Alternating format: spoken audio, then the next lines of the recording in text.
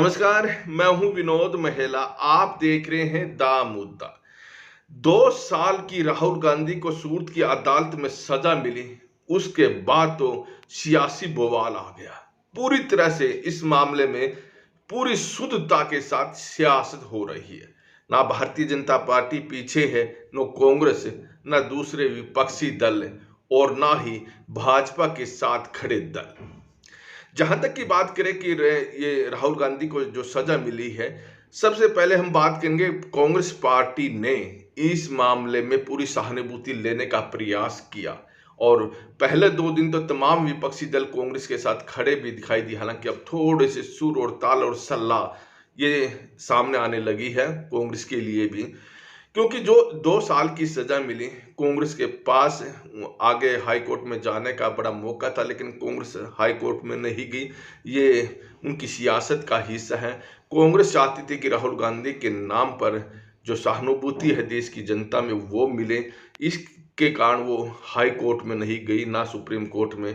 और कांग्रेस चाहती भी थी कि जो विपक्षी दल हैं दूसरे इस मसले पर, तो वो राहुल गांधी के साथ खड़े दिखाई देंगे। कहीं ना कहीं वो भी अपने आप को पीड़ित मान रहे हैं।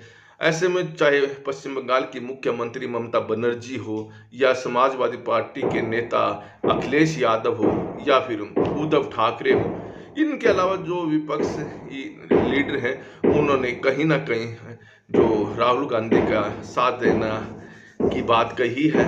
हालांकि कांग्रेस इस जो मुद्दे पर पूरी तरह से भाजपा को घेरना चाहती थी और वो चाहती है कि 1 साल बाद जो लोकसभा का चुनाव होने जा रहा है, वहाँ उसका फायदा मिले और एक सहानुभूति राहुल गांधी के पक्ष में आए।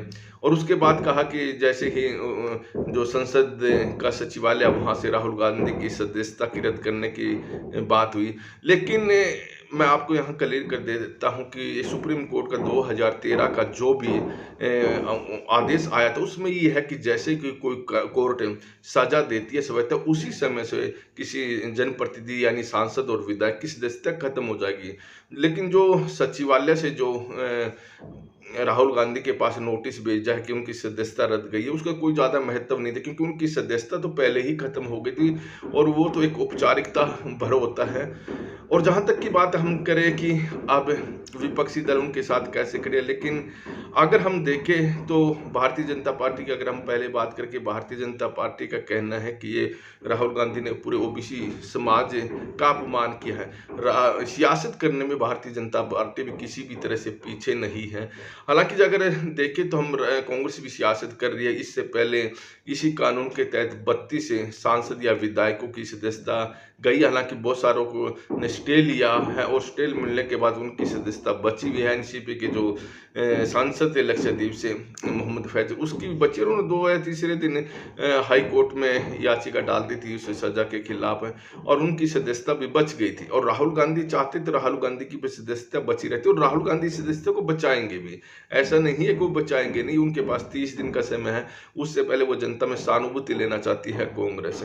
और जहां तक की बात विपक्षी दल हैं, चाहे ममता बनर्जी हो की पार्टी हो या समाजवादी पार्टी हो, चाहे दूसरे दल हो, वो तमाम दलों ने कहा कि राहुल गांधी के साथ, लेकिन अच्छी तरह वो भी जानते हैं कि ये कानूनी प्रक्रिया है और अदालत ने जो सजा दी है वो एक सारा का सारा के अदालती प्रक्रिया के तहत हुआ है। लेकिन सियासत में सियासत नहीं खेल ले तो वह भी हो नहीं सकता। और जहाँ तक बात अब की बात करें, 2 दिन पूरी तरह से राहुल गांधी के साथ खड़े दिखाई दिए। अब विपक्षी दलों के थोड़ा सुर ताल बदले हैं और उन्होंने राहुल गांधी को सुलह देनी शुरू कर दी है। चाहे इसमें अब अखिलेश यादव जो समाजवादी पार्टी के राष्ट्रीय अध्यक्ष और पूर्व मुख्यमंत्री उत्तर प्रदेश हैं, उन्होंने राहुल गांधी को सलाह दी कि भैया आप क्षेत्रीय दलों के साथ आ जाइए, उनका साथ दीजिए। यानी उन्होंने साफ ये क्लियर कर दिया है कि अखिलेश यादव ने कि वो उनके साथ नहीं चाह रहे हैं, वो उनका नेतृत्व नहीं से लोकसभा का चुनाव नहीं लड़ना चाह रहे हैं। वो चाह रहे हैं कि राहुल गांधी जो क्षेत्रीय दल का जो थर्ड मोर्चा बनने जा रहा है, ये जो गठजोड़ बनने शुरू हो चुका है, इसका आप साथ दीजिए, इसको आगे कीजिए, ना कि आप का नेतृत्व में आप ये चाह रहे हो कि हम लोग आपके पास आए। ये थोड़ा संकेत उन्होंने क्लियर क्लियर दे दिए हैं।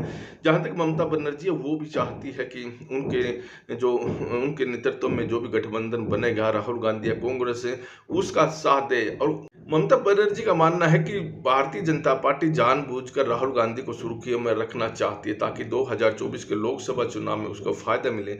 ममता बनर्जी का मानना है कि विपक्ष पूरा अगर राहुल गांधी के नेतृत्व में इकट्ठा भी हो जाए तो बात बनने वाली नहीं है, क्योंकि वहां अगर चेहरा राहुल गांधी को होगा तो इसका भाजपा को सीधे सीधे फायदा मिलेगा।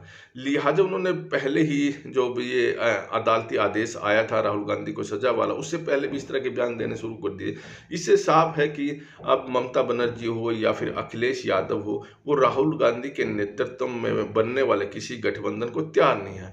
उधर उद्धव ठाकरे जो पिछले काफी दिनों से कांग्रेस की राय में राय मिला रहे थे, लेकिन वहां भी पेंच फंस गया है, क्योंकि राहुल गांधी ने कहा कि वो वीर सावरकर नहीं है कि वो माफी मांगते।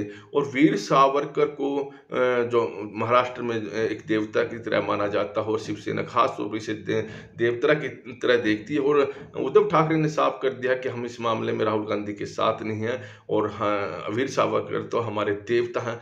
लिहाजा कहीं ना कहीं जो विपक्ष की एकजुटता है वो भी यहाँ दिखाई नहीं दे रही है। खैर, ये राजनीति है, और आने वाले दिनों में देखते हैं क्या होने वाला है।